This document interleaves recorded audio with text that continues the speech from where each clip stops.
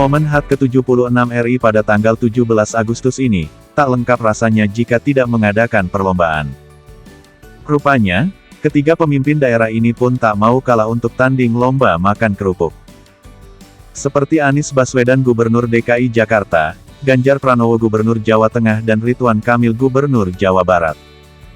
Ketiga gubernur ini mengikuti lomba makan kerupuk online yang digagas oleh Najwa Shihab. Dilansir dari akun TikTok @ganjarpranowo, terlihat acara lomba makan kerupuk online ini diadakan di rumah masing-masing para gubernur. Meski begitu, Najwa Shihab selaku juri memberikan aba-aba waktu pertandingan dimulai. Layar kamera pun merekam detik-detik Anies Baswedan, Ganjar Pranowo dan Ridwan Kamil yang berlomba makan kerupuk yang digantung. Saat menghabiskan kerupuk tersebut, Anies, Ganjar dan Kang Emil dilarang gunakan tangan dan hanya menggunakan mulut saja.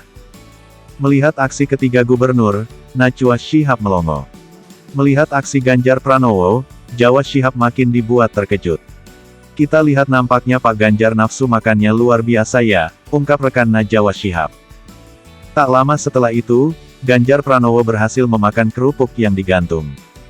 Mengetahui berhasil menghabiskan kerupuk duluan, Gubernur Jawa Tengah itu langsung bersorak gembira.